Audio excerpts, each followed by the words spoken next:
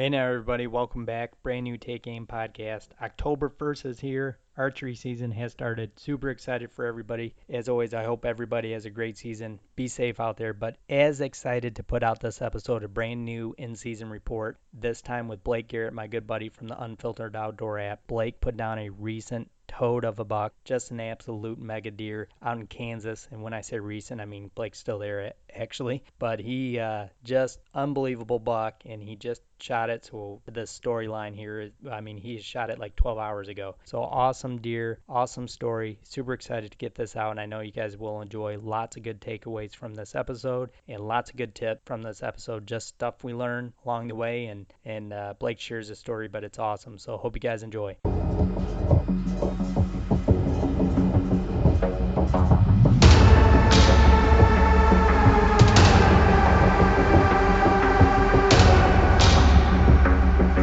All right, guys, we are live, brand new Take Aim podcast, and always excited to put out another in-season report, and super excited that this week it's with, once again, my good buddy Blake Garrett, who just put down a hammer in Kansas, but super excited, as always, to have Blake on. What's up, Blake? What's up, man? How are you? Not much, man. Super excited to see you put one down, and super excited to have you on the show and talk about it. Yeah, man, it's probably one of the most epic like chess matches I've ever been with a specific buck. I mean, we've been out here now for, this is our 10th day, so we killed him on day 9. Pretty much hunted him. I mean, we had some piles out, and the deer were really hitting him really good, and he was daylighting some in early September, and then all of a sudden the Milo ripened and turned red, and it was like it was just a giant struggle to get him on the pile in the daylight. He just didn't want to do it. And I had to, we went to like a whole corn mix essentially. I went and got some big time. I just ran to my like local Orschelns because I didn't have any out here, and ran to Orschelns and I bought them out of big time, and we started kind of just spicing up the corn piles with it. And, dude, it literally was 24 hours. He daylighted for the first time in 12 days on that pile. No and kidding. Then absolutely. And then he kept daylighting in the morning on us for like 3 of those days. And finally we went in on day 8 to hunt him. We hung a new set. We had 2 days of 90-degree weather and like 40-mile-an-hour winds. And we set those days out, didn't even hunt them, but we did go in midday when we went in to feed up the spot, and hung a north wind set on that spot. And on day 8, we had a cold front come through. It went from 90 the day before and 40-mile-an-hour wind. It rained the entire day the next day, and the high was like 60, like right at 60. So we went in, hunted there, and about, I'm going to say, 10 minutes before shooting light, or legal shooting light was over, he comes strolling in, like, out of nowhere. Here he comes. And he was kind of on pins and needles. A lot of times these older deer just don't like to be the only deer on the pile, you know. They really like to have some type of confirmation that everything's all right. Some buddy system. Yeah, absolutely.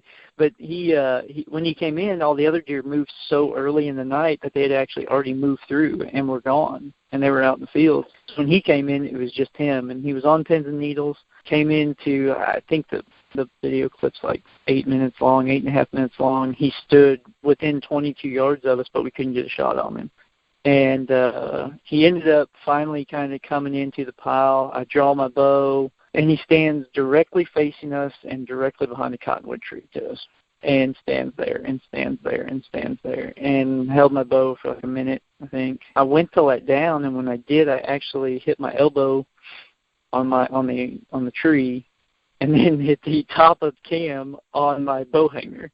Oh no. So yeah, it was like the biggest rookie mistake ever. But I did that. Of course, that made some noise, and he stared, and then he just kind of wheeled out and started kind of walking fast back the way he came. Right. I had a hole. I draw the bow real quick. I didn't even stop him because he was walking so slow. And I shoot, and I hit a limb and shoot right over his back.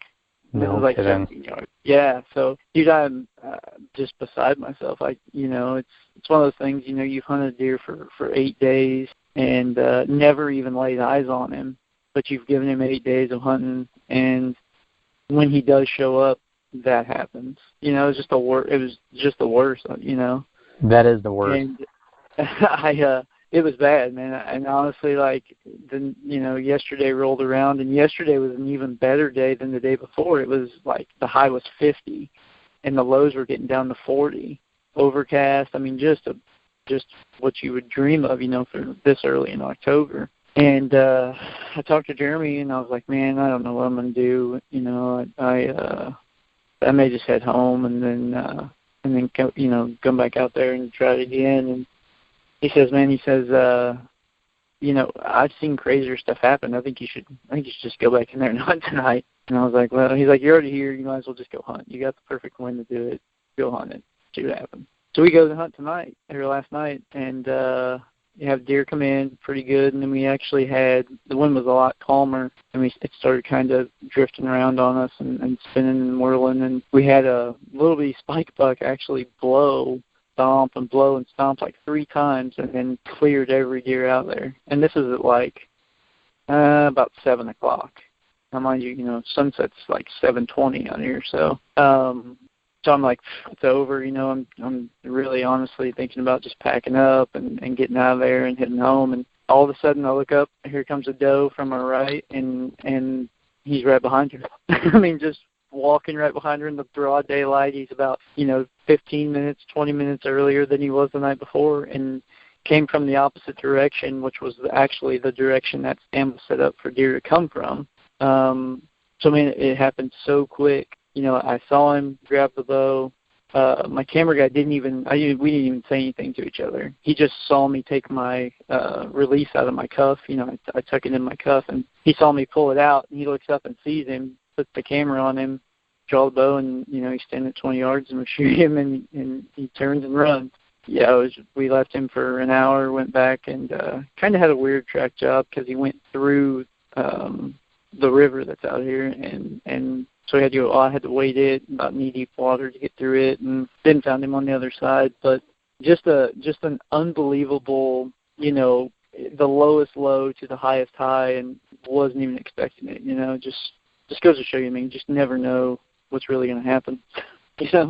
No, you don't. And I would assume, you didn't mention yet, Blake, but I would assume recently it's been hot as balls here in Michigan, so I assume it was hot as all get out in Kansas, and that's a whole nother thing when you're trying to battle just Mother Nature like that. And just a lot to take away from what you said. I mean, you hunted a deer you hadn't seen for what was it, eight straight days? Before you even, and to have Jeremy say I've seen weirder stuff happen. I mean, that's a lot of crazy stuff going on.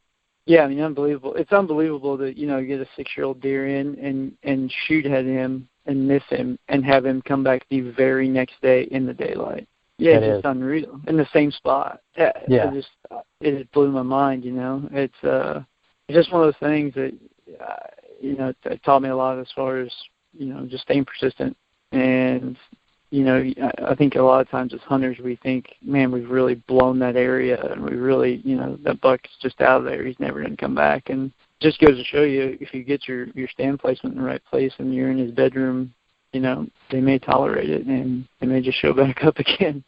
Yeah, you never know. That is strange. And I mean, sometimes it goes to show you too that I would assume, I mean, just knowing you, that you obviously had the win in your favor when you had the whole debacle with the cam and the noise, that sometimes if they cannot just put that puzzle together, I don't think they associate it with fear sometimes. I mean, sometimes just stuff happens out on a farm and there's noise. So, if they don't catch that human element to it, I mean, I think what your story's saying, it just proves a lot to just their everyday behavior. Yeah, absolutely. I mean, one thing I've always said about deer is if you've ever, you notice deer and kind of how they blow and get out of there on you, is a lot of times they need 2 senses to be 100% certain of what's going on. So they either need to see and hear you, or hear and smell you, or see and smell you. It's always, if you ever see a doe, or even some bucks even do it, but a doe, if she picks you off in a tree, she tries to swing you to get your wind to confirm what you are. And That's right. I think, overall with him, he didn't see anything, and he didn't smell anything. All he did was hear it. And I think that's what saved us. I think if he would have saw me, or if he would have smelled me, along with me missing him yesterday, I think he would have. I don't think he would have showed back up. He would have had the confirmation. But just like you said, I mean, I think he just heard something and didn't know what it was, and thought, I'm going to get out of here right now, but something's not right, Right. Yep, for sure.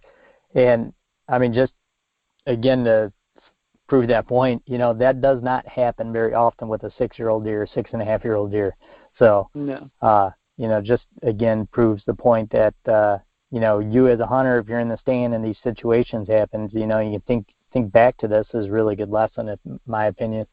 Yeah, absolutely. I mean, it taught me something, and that's the thing. I mean, you just got to keep learning, and every situation is different, every deer is different, obviously. But man, if you can, the more times you're in a circumstance and you see different outcomes, it's kind of the more educated you can become on that circumstance. And it was something I thought, like I say, it was just a lesson for me, and a story that I'll, never forget. And it's so crazy that this stuff that we do in bow hunting and, hunting in general, just how crazy it can change. And it only takes a couple seconds, from, like I said, being at the lowest low to being at the highest high, just unreal, That is crazy. We're, I know you haven't mentioned it yet, but were you guys hunting any of the mornings at all out there this early part of the season? I didn't assume you were, but I was just curious.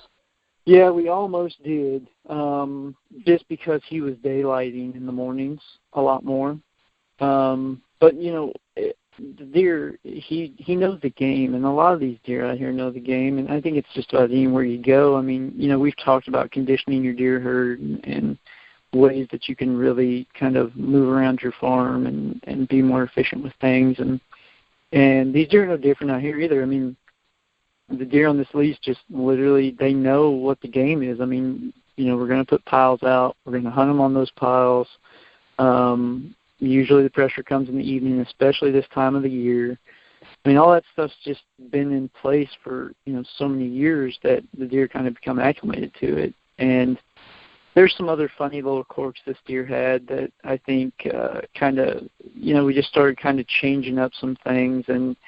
And a lot of times you can find out if you're a pretty predictable person, especially if you're able to put feed out in your state when you hunt. Like, the deer really key on how you do that, every time you're in there, they almost kind of make note of it. But this deer, I believe this deer was keying off of the side-by-side that we used to feed.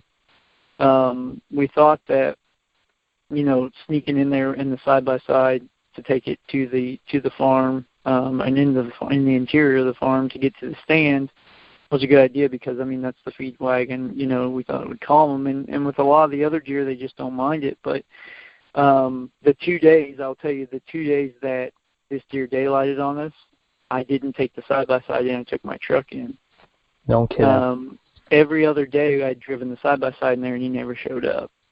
Maybe it's a coincidence, maybe it's not, but it's one of those things that you just got to just something you take note on. Yeah, because he may just have your number. We hung a new set. That's what got him. Like, he came in on the old set both nights. 2 nights ago and last night both. He came in downwind of the old set. Like, he wanted to check that old set before he ever showed up. He cleared it with the wind, but he didn't know about the new one. And so I think overall it's about, just staying flexible. If you guys, get on a deer and can't get him killed, and it just seems like he's got your number, try new things, try a new approach, maybe hang a set. I mean, this stand's literally 30 yards from the other stand. It's just on the other side of the drill. It's literally 30 yards from it. It's just another wind option, and that deer obviously felt comfortable as long as he had the wind on where the old set was. He was going to come in daylight, no problem. And right, and that ended up just a little change in angle like that, and changing the wind angle like that allow you guys to kind of get away with it and like you said, sometimes you take for granted some of those go-to stands, or this is where I put the stand up, that's where I got to be. But, kudos to you, Blake, for you guys making that small little details like that, little change like that, and it slightly gave you guys opportunity to get on them again. Yeah, I mean, absolutely. I think a lot of guys just like to stay with what they know, like to stay in the rut. And if they're on a buck for a week and he's showing up, but he's not showing up in the daylight, they just keep doing what they're doing. And I can just tell you a little bitty tweak, it can be the difference. No, that's totally true.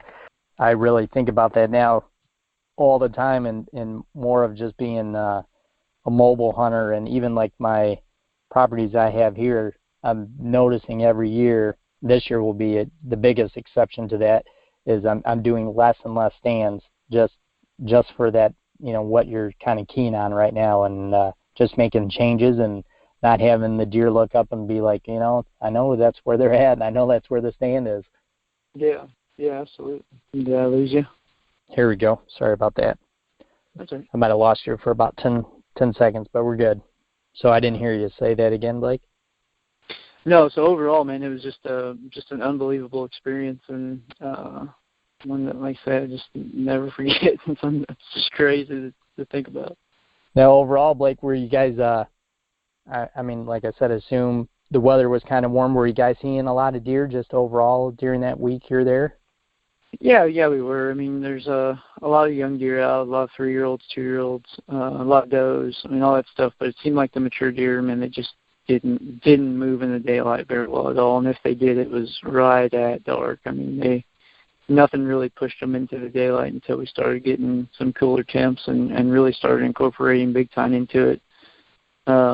Pretty crazy. I mean, we kind of watched it too. Like, those older bucks would come into the piles and they'd be there for 5 minutes at max, and then they'd be gone.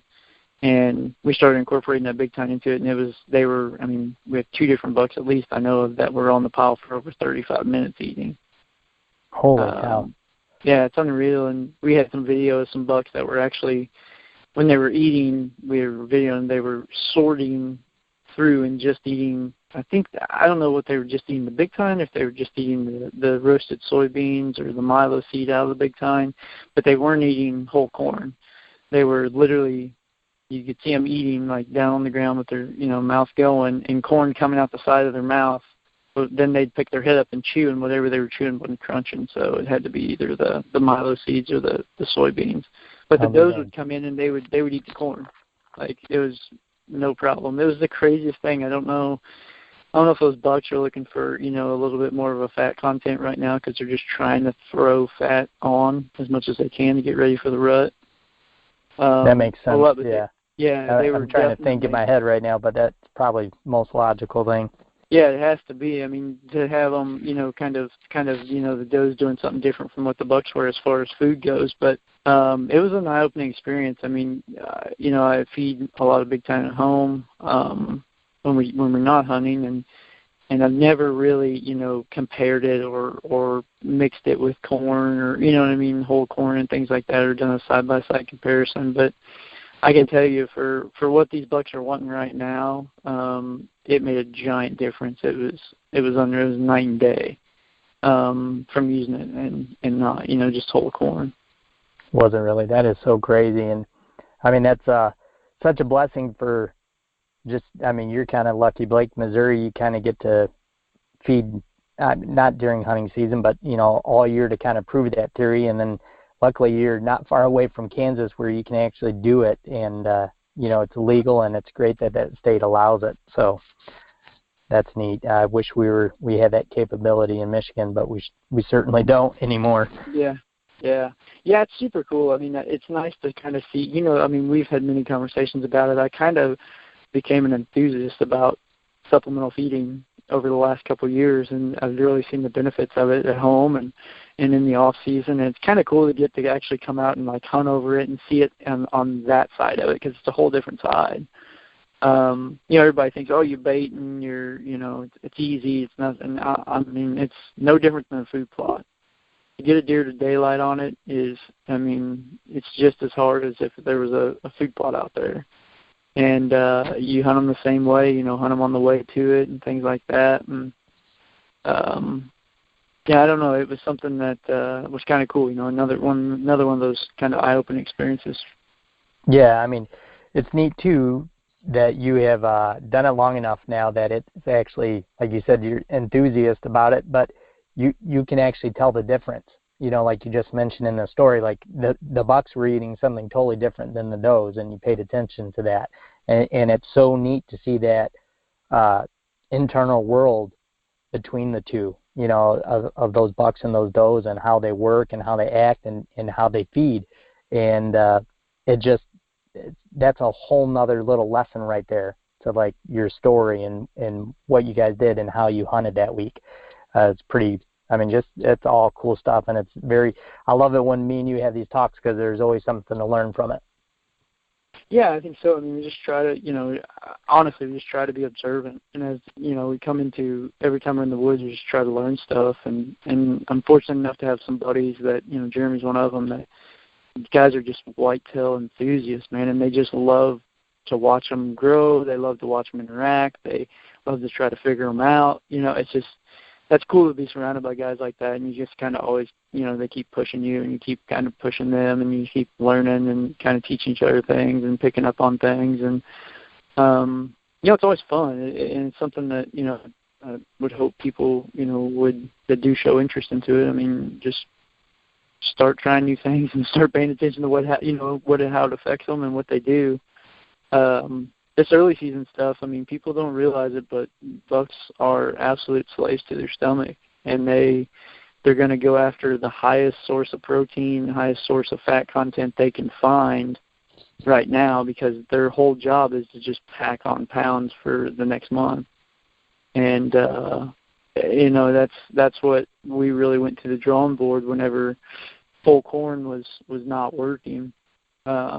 They were just choosing something else over it, and a lot of it was Milo. And I think it's because they could that Milo kind of gets to a point where it's doughy. It'll get where it hardens all the way up, but it gets to a point where it's doughy kind of, and they can just smash down, pounds and pounds of it with minimal effort. And I think, that's what they were going after with a little bit higher fat content.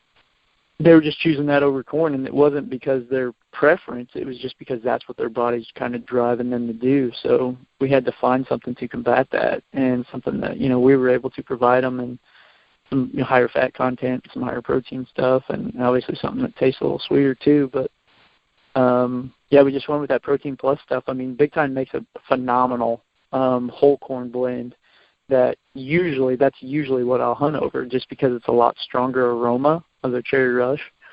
But we went to the 20% Protein Plus stuff, the smaller black bag with the yellow writing on it, because it's got roasted soybeans in it, it's got cracked corn, and it's got the Milo seed in it.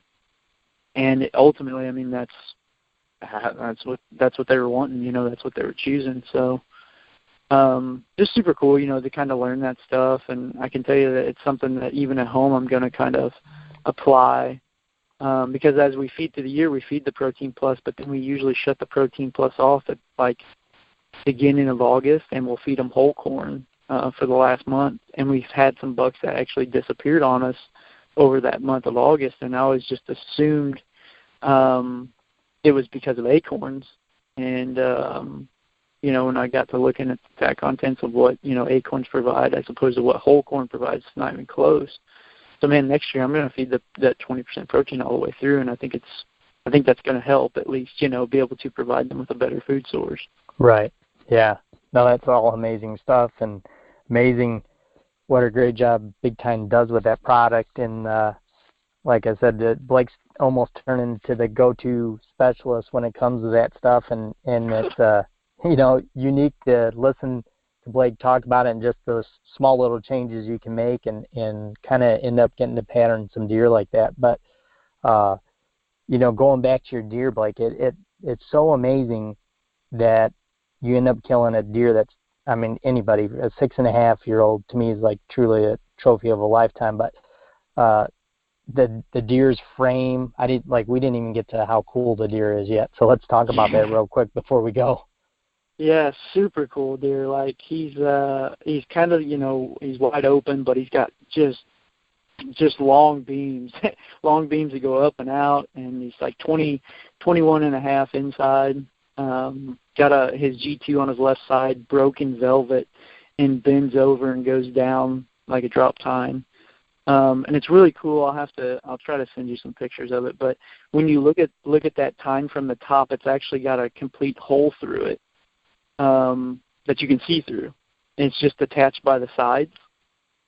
So it's super cool. But just a beast. He was 300 pounds. Like, he was literally the biggest bodied deer I've ever seen on the hoof of my life.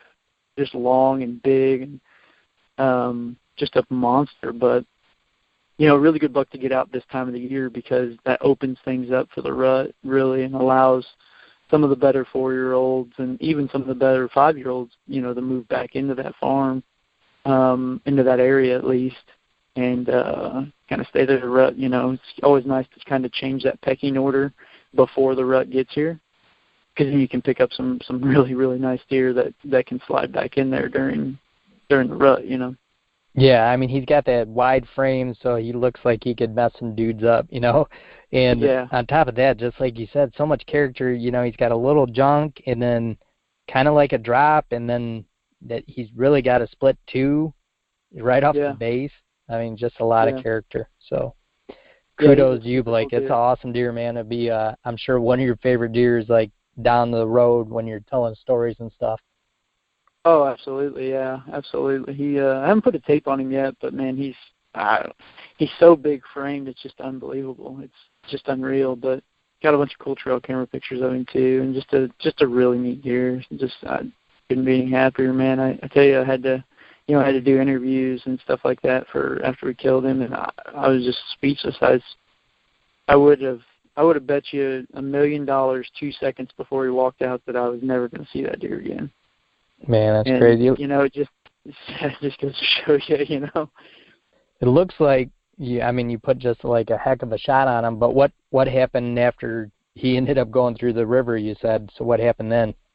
Yeah, so he came in and he was kind of quartered too slightly. Just put the arrow right through the back of his front shoulder there, and it went back through and then exited out kind of low in the guts.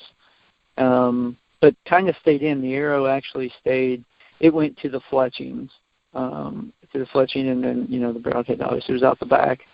It stayed in him, and, he wheeled really hard and just tucked his tail and just, covered some ground quick. The river was probably, I'd say, a good 80 yards from where I hit him, and he crossed it. And it was about, to him, probably chest deep. To me, it was about knee deep.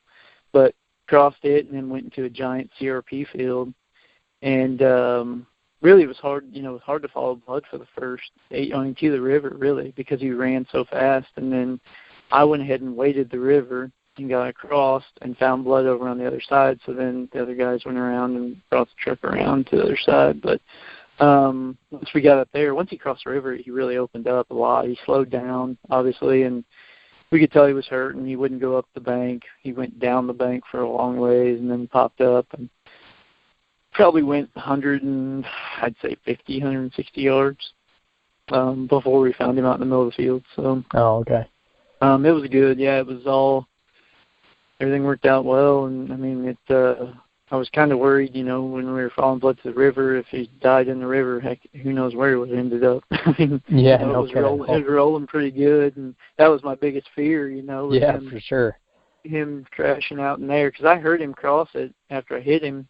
I heard him hit the river, and I was like, man, I hope he just gets through it, and gets to the other side at least. And that's right, yeah. He did, so that was the good thing. It made things a lot easier, but. It was a long night, man. I actually haven't been to bed yet. I know, that's what you're saying. We were texting this morning, I about died. I was like, holy cow, he's got to be so exhausted. Yeah, I haven't even been to bed yet, but as is, you don't get very many opportunities like this when it happens. So. No, not at all, man. And that deer's worth losing some sleep over. So,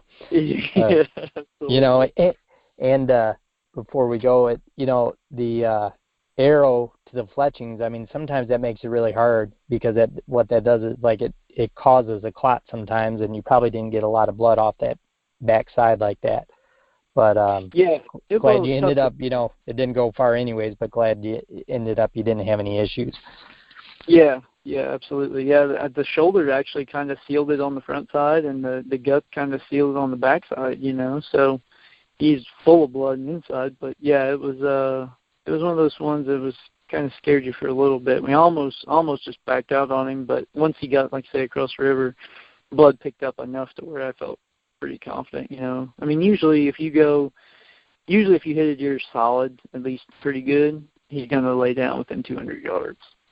And that's kind of always something we use, is just if we get to 200 yards from where he got hit and he's still going, we'll leave him then. But we always try to get to 200 yards because, I mean, you'd be surprised what a deer can cover that doesn't have a heart or doesn't have lungs. You know what I mean? They can, when they get that adrenaline and they start running, right, they can cover some ground even if they're just running dead. And that's what he did. I mean, that's right. Ran straight through. So straight through until he died, fell over. And that was it. So what's next, Blake? I mean, Kansas is $1 state, so where are you headed next? Yeah, I'm gonna go home for a little bit. Kind of try to chase this cold front home. I've got some deer at home. I haven't hunted at home at all yet this year. So I'm gonna head home and hunt a little bit there, and then I'll probably head back up to Nebraska to try to fill that. I got an antelope tag there, and then I've got another buck tag there. I'll probably head up to Nebraska late October, and then I'll be right back home on Halloween and hunt through the rut at home. So yeah, fantastic. A lot of good stuff coming up. Yeah, I'm pretty excited about it. Yeah, heck yeah. Well, I know just predicting that Blake will be back on for another in-season report, so we'll Gosh, I hope so. Absolutely. But excited that you're here today with us, Blake, and look forward to talking to you again, and good luck and safe travels home. Yeah, buddy, thank you. And as you know, every week, guys, you can find us on iTunes, Unfiltered Outdoor apps. We'll see you then.